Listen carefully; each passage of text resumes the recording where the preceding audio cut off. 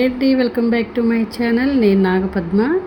ఆగండి, మీకు ఒక విషయం అయితే చెప్తాను. ఏంటంటే పద్మ ఇంత స్పీడ్గా సింపుల్గా కర్రీస్ చేసి చూపిస్తుందంటే ఆ సీక్రెట్ ఏంటో ఈరోజు మీతో షేర్ చేసుకుంటాను. కూరలు ఎందుకు అంత టేస్ట్గా ఉంటాయి అని కూర కారం అయితే చూపిస్తాను మీకు. మా నాన్నమ్మ కాలం నుంచి చూస్తున్నానండి ఈ కారాన్ని.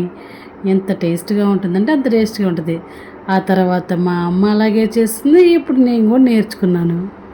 సో ఈ కారం అయితే నేను కూడా కొంతమందికి నేర్పించేసాను, మా ఫ్రెండ్స్కి కూడా. ఇదేనంటే సీక్రెట్. సో ఎండుమిర్చి తీసుకొని వేయించేసుకుందాం. అదేవిధంగా కరివేపాకు కూడా తీసుకొని వేయించుకుందాం. పచ్చిగా ఉండకూడదండి, మంచిగా వేయించాలి. వేయిస్తే చాలా బాగుంటుంది. కరివేపాకు కూడా వేస్తే హెల్త్కి కూడా చాలా మంచిది కదండి. సో మంచిగా వేయించేసి మొత్తం కలిపి ఒక దాంట్లో అయితే వేసేసుకుందాం, ఒక ప్లేట్లో అయితే. నెక్స్ట్ ఏం చేద్దామంటే జీలకర్ర తీసుకుందాం. 2 గ్లాసులు ధనియాలకి 1 గ్లాసు జీలకర్ర అయితే సరిపోతుందండి. మరి ఈక్వల్గా అయితే జీలకర్ర స్మెల్ ఎక్కువగా వస్తుంది. సో 1 గ్లాసు జీలకర్ర అయితే తీసేసుకున్నాను. ఎంత టేస్ట్గా ఉంటుందో తెలుసండి. మన ఒట్టి రైస్లోకి, వైట్ రైస్లోకి ఈ పౌడర్ వేసుకొని నెయ్యి వేసుకొని తింటే ఉంటుంది అమృతమేనండి. ఎంత బాగుంటుంది, దేవుడు గుర్తొచ్చేస్తాడు.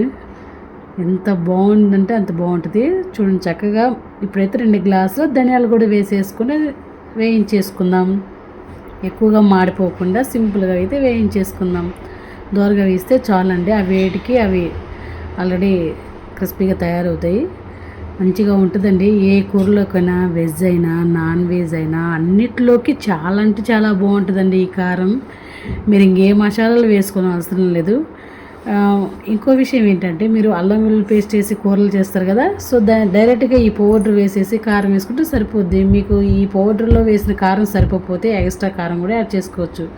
పసుపు వేసుకోవచ్చు, కల్లుప్పు, ఇవన్నీ కలిపి వెల్లుల్లి అన్నీ కలిపేసి గ్రైండ్ చేసుకున్నారండి. కొంచెం చల్లారాలండి. డైరెక్ట్గా వేసారంటే పొగలు వచ్చేస్తాయి. సో ఇప్పుడైతే గ్రైండ్ చేసేసుకున్నారండి. నాకైతే ఇప్పుడు వేడి తగ్గింది కాబట్టి ఆ పౌడరు ఇప్పుడైతే వేసేసుకోవచ్చు. ఇందాకైతే బాగా పట్టుకొని ఇవ్వలేదు, బాగా కాలిందండి ధనియాలవి. సో చూస్తున్నారు కదా, చక్కగా నేను చెప్పిన విధంగా అయితే చేసేయండి, బాగుంటుంది. పసుపు కూడా మీకు ఎంత కావాలంటే అంత వేసుకోండి. ఎక్కువగా వేసుకున్నారంటే, నేనైతే ఒక చిన్న టీ కప్ అంత వేసుకున్నానండి. ఎక్కువ వేసుకుంటే మరి పసుపుగా ఉంటుంది కాబట్టి. ఆల్రెడీ ధనియాల పౌడర్ వేసాం కాబట్టి సరిపోద్ది మనకి. కల్లుప్పు కూడా నేను ఒక 4 టేబుల్ స్పూన్ దాకా వేసుంటాను. మీకు ఉప్పుకు తగ్గట్టు వేసుకోవచ్చండి. చూడండి ఎంత చక్కగా బాగుందో. అంతేనండి. దీనికోసం మనము ఏం వేస్తారు, ఇది ఆంధ్ర సాంబార్ పౌడర్ అండి. సాంబార్ వేరు, సాంబార్ వేరండి. ఈ సాంబార్ పౌడర్ ప్రతి కూరలో వేస్తారు. సో ఇప్పుడు ఏం చేద్దామంటే, కొంచెం పౌడర్ అయితే ఈ గిన్నెలో వేసేసుకొని వెల్లుల్లి రెబ్బలు కూడా వేసేద్దాం.